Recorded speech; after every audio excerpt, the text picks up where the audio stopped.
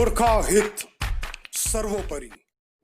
I would like to request His Excellency Foreign Secretary of India for the AIGIA Distinguished Lecture. Thank you.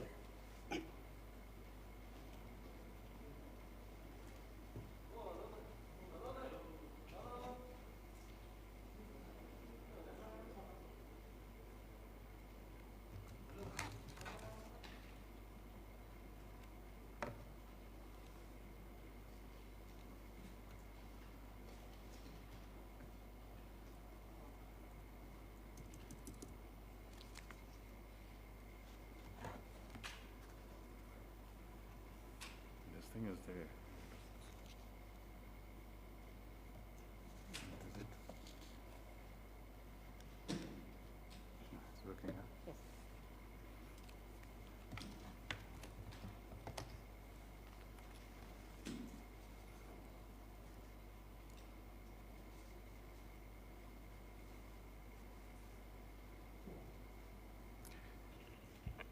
His Excellency Ambassador Dr. Madan Bhattarai, His Excellency Ambassador of India, Sri Vinay Quatra, and my colleagues in the Indian Embassy, founder of the AIDIA, Sri Sunil Kesi, former ambassadors of Nepal to India, distinguished guests, ladies and gentlemen.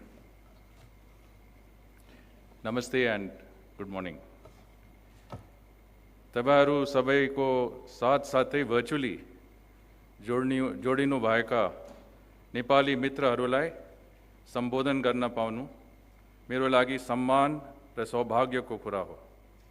म यो अवसरको लागि Asian institute of diplomacy and international affairs र इन्स्टिट्युटको founder Shri Sunil केसीज्यू प्रति आभारी छु। म नेपाल पूर्व विदेश सचिव एम्बेसडर डाक्टर मदन भट्टराईलाई पनि राम्रो शब्दहरू लागि धन्यवाद दिन चाहन्छु। म उहाँलाई लामो समयदेखि चिन्छु र व्यक्तिगत रूपमा उहाँलाई भेट्दा मलाई खुसी लाग्यो। Dr. Bhattarai, you are a diplomat, scholar, academic, intellectual. You combine all these rare qualities. We have great respect and regard for you. मैले तपाईको यो सुन्दर शहरको धेरैचोटि भ्रमण गरिसकेको छु, तर विदेश सचिवको रूपमा यो मेरो पहिलो भ्रमण हो। मलाई पहिला नै आउने मन थियो, तर कोभिड-19 ले गर्दा ढिलाइ भयो। After my opening remarks, I'll now switch to English, and I want to say that I have been to this wonderful city of Kathmandu after a gap of a decade or so. People have asked me, does it feel different this time? The answer is both yes and no. Yes, because as I said, I've never previously visited Nepal visiting a mosque. And no, because the buzz and vibrancy of Kathmandu are undiminished. Rather, they have been enhanced. The transformation of the city is apparent. Economic and social upgrade, a construction push, the energy of youth and enterprise. It is all extremely impressive. And it is apparent even in these restrictive pandemic conditions. The hearts and smiles of friends and interlocutors I have met remain unchanged. These hearts and smiles and such sentiments are unreservedly reciprocated by us in India. The Nepal-India relationship is intricate and exists in various paradigms. We share the same geography, civilizational heritage, culture, and customs. There are affinities in religious and spiritual traditions, even food habits.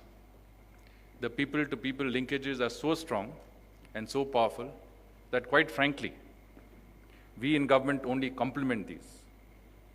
As Prime Minister Narendra Modi put it when he visited Nepal 2 years ago, and I quote, "India's relations with Nepal are familial and friendly, which stand on the strong foundations of mutual and deep relationships between its people, which are much above the relationship between the two governments," unquote.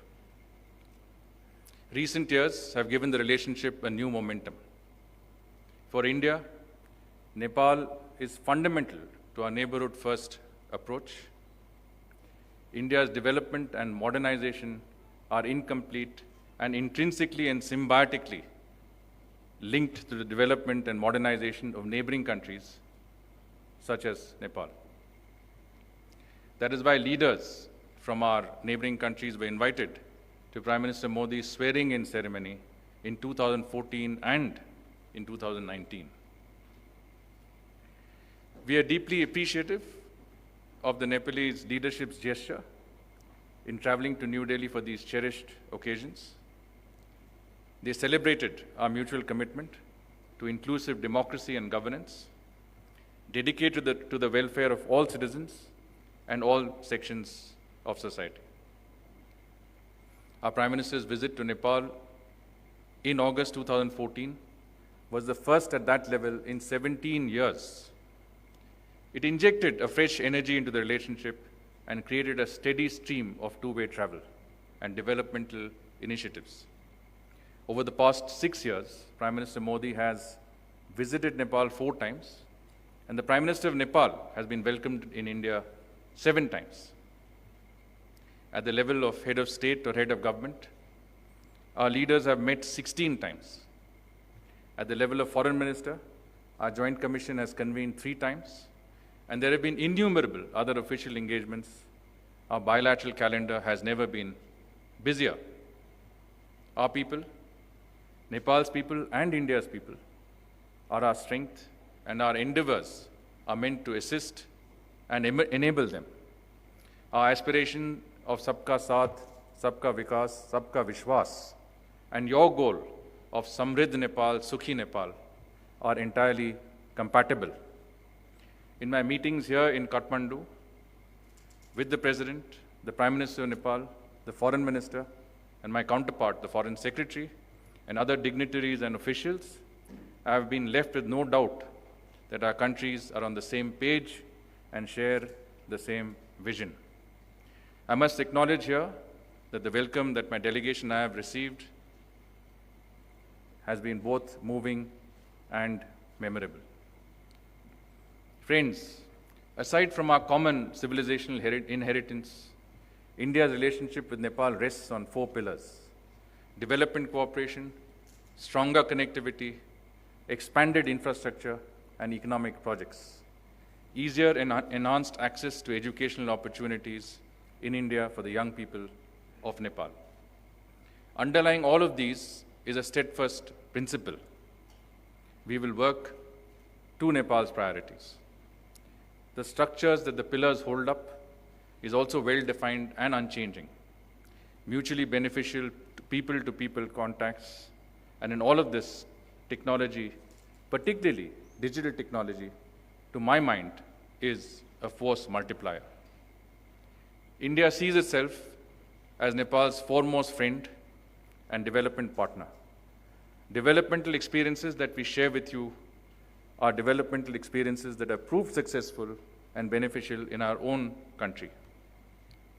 Given our similarities in environmental conditions and socio-economic challenges, there is so much that we can learn from each other. Let me illustrate with an example of my own career.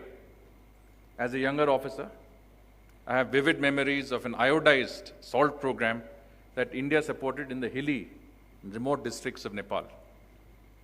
It helped address the chronic ailment of goiter and mirrored India's own battle against its pressing health problem. And as someone from the hills myself, I have personally experienced the incidence of goiter in many of our hill districts in India. One programmatic mechanism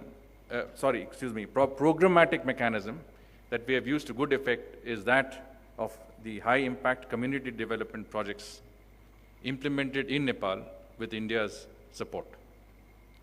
These projects are tailored to meet the needs of the local community, create community assets, and promote socio-economic welfare at the grassroots level. We are mindful in designing sustainable programs that contribute to the community and don't in any manner encumber it. Such development projects have been implemented in all 77 of Nepal's districts, and over 100 of them have been completed since 2014, when our Prime Minister visited Nepal for the first time after he took over. They cover diverse sectors such as education, health, irrigation, drinking water, preservation of culture, skill development, youth training, and agriculture. These are projects that have immediate and positive impact on the lives of people, touching everybody in society. Enhancing cross-border connectivity and infrastructure projects are also critical. They unlock potential of millions and in millions. Connectivity projects come in various forms. Physical connectivity projects such as highways, rail and air links, and inland waterways enhance movement of goods and people. Energy connectivity, whether power transmission lines or petroleum pipelines, contribute to the well-being of each other's citizens and build mutual trust and partnerships. Digital connectivity through optic fibers is our route to the future, particularly as we find in India with remote access to education, healthcare, and other services through the digital medium. Finally, trade facilitation through upgraded border infrastructure makes for easier transit and seamless commerce. Several examples can be provided in each of the categories. I will mention only a few. The Motihari Amlekganj petroleum pipeline was the first of its kind in the region. It has created capacity to carry 2 million metric tons of petroleum products into Nepal and has already led to savings of over Nepalese rupees 800 million for the country. Brisk implementation of the 900 megawatt Arun 3 hydropower project is underway, and cross-border transmission lines have been upgraded. The Jayanagar-Kurta cross-border rail line should be operational shortly. It will make Janakpur so much easier to visit from India. Tourism from India would be an important area of employment, commerce, and opportunity. We want to promote it to the extent that we can. Modern integrated checkposts at Birganj and Biratnagar have transformed cross-border movement of people and goods, and work on the integrated checkposts at Nepalganj has already commenced. The spectrum of our bilateral cooperation is all-encompassing. It traverses centuries, quite literally. An element of our cooperation that is often missed is the restoration and conservation of cultural heritage of Nepal. Some years ago, at your request, we shared proposals for the conservation of monuments in the revered Pashupatinath temple complex. After the earthquake of 2015, India cooperated with Nepal in the restoration of 30 heritage locations, including the iconic Seto Machendranath temple in Kathmandu, the Hiranyavarna Mahavir at Patan, and the Jangan Mutt at Bhaktapur. Our best domain specialists are at the service of the living history of Nepal. Yet our endeavors are meant to not only preserve and celebrate the past, but also to build and nurture the future. Given the young population both in India and Nepal, education is a crucial bridge. 70 schools and 150 health centers, health facilities are coming up in 12 districts of Nepal with Indian support. I know that our ambassador, Vinay Quatra, and his colleagues have been working ceaselessly to ensure that many of these commitments that have been made at the level of our leadership are implemented in a timely manner. And I think going over, taking stock of the implementation projects, I find that we have done extraordinarily well despite COVID in this context. And few projects are as satisfying as those that promote learning and health for the well-being of our citizens. As a neighbor and friend, India sees itself as Nepal's natural and instinctive responder in times of crisis. The devastating earthquake of 2015 was a test for the government and people of Nepal. The courage and resilience of the citizens of Nepal, the grit and determination in rebuilding lives and livelihoods was an inspiration to us in India and across the world. On our part, we were happy to contribute to this process as first responders and then towards long-term reconstruction. The outlay of Indian earthquake-related assistance is $1 billion US, but its true value is not in monetary terms. It lies in how it has helped communities on the ground. To cite an instance, 46,000 houses have been built in Gorkha and Nuwakot. They incorporate earthquake-resistant technologies in line with their motto of Build Back Better, and they epitomize humanity's ability to triumph over adversity. The year 2020 has brought with it an additional challenge in the form of the COVID-19 pandemic. This has been the most globally disruptive event since the Second World War. Its devastating impact on society and the economy is still being tabulated. Recovery, resilience, and rebuilding will require both perseverance and planning. Through this period, Nepal and India have been together. We have suffered together, and we have fought back together. It has not been easy. When the pandemic struck, India found itself short of critical health supplies. We did not manufacture personal protective equipment or ventilators. Only 2 companies in India made the N95 masks, and we were woefully lacking in testing kits. In a short span of time, with the whole of government approach, and I would say a whole of society resolve, led by the Prime Minister, our people rose to the occasion. National capacities were built by the state, by civil society, and the private sector. We created 15,466 dedicated COVID-19 facilities with 1.5 million isolation beds. Today, there are over 100 PPE manufacturers in India making 150,000 PPE kits a day. At last count, there were 48 companies making ventilators. And our Prime Minister mentioned that when we started with the COVID crisis, there were 16,000 ventilators in hospitals all over India. Today, we plan to have 500,000 ventilators. Testing kit production has also gone up considerably, and we are conducting about 1 million tests a day. We are supplying masks, PPEs, diagnostic test kits, and ventilators to other countries. Our pharmaceutical companies ramped up production of drugs, especially hydroxychloroquine and paracetamol. We shipped these to 150 countries, even in lockdown conditions. Whatever we had and whatever we could, we shared with our friends, including here in Nepal. We were only too glad to extend assistance to Nepal in dealing with the COVID-19 outbreak, be it in equipment and supplies or ensuring uninterrupted flow of goods across the border. We also assisted in repatriating Nepalese citizens from various countries where they were stranded, along with our own citizens. Yesterday, I had the privilege of handing over 2,000 vials of remdesivir injections to the Honorable Foreign Minister. I would like to emphasize our continued and uninterrupted commitment to Nepal.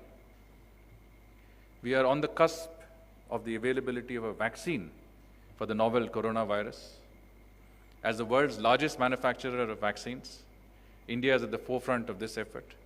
We have at least 5 promising vaccine candidates at advanced stages of trials. Dozens of sites across India are conducting vaccine trials on all ages and social groups. I would like to assure the people of Nepal that once a vaccine is rolled out, meeting Nepal's requirement would be a priority for us. Given our genetic profiles, what works for India is likely to work for Nepal as well. Together, we will recover from the pandemic, and together, we will protect our people. Ladies and gentlemen, the year 2020 has been a defining experience for all of us. In India, it has reinforced our determination to build a stronger national economy with robust industrial capacities and deft use of technology. Technology is a cross-cutting instrument, whether in factories or farms, in software or social transformation. We have learned this over the past few years in India as digital banking and biometric identities have made our financial system more inclusive and accessible to underprivileged sections. As renewable energy and water conservation and recharge have sought to redress ecological and environmental imbalances, and as IT and biotech have emerged as cutting-edge tools for economic opportunity and societal transformation. We are dreaming of a new India as envisioned by our Prime Minister, an India with modern amenities for all our people, an India that is a middle-income society. And we are dreaming with our eyes wide open. We are persisting with efforts to realize these dreams. We would like our friends in Nepal to share these dreams and be a part of our journey. We cannot do it alone, just as you cannot fulfill your dreams alone. In our region, our South Asia, we are symbiotically linked. We need each other. India's market is available to Nepal, to your companies, your startups, and your teeming talent pool. Nepal's hydropower potential can be a major source of clean energy for the subcontinent and an economic game changer for your country.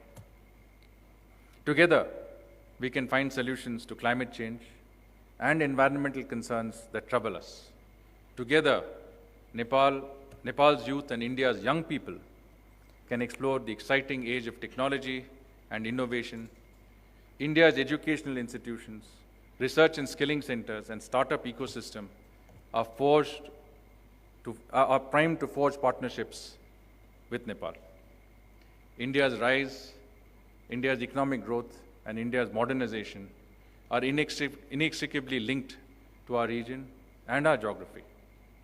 The Indian Premier League is embellished by Nepalese cricketers, and the Indian Soccer League by Nepal's talented young footballers. The arena of sports is sending us a message, whether here or in Kathmandu or in New Delhi. यहाँलाई ध्यान दिएर सुनौ अनि निर्णायक रूपमा आगे बढौं। हामी नेपालका र भारतका भावी पुस्ताहरू प्रति जवाबदेही छौं।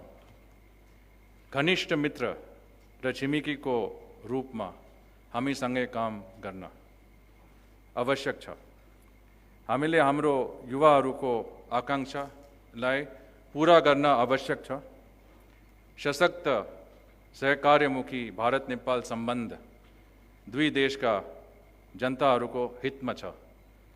तपाईं सबैलाई धेरै धेरै धन्यवाद। Thank you. नमस्कार।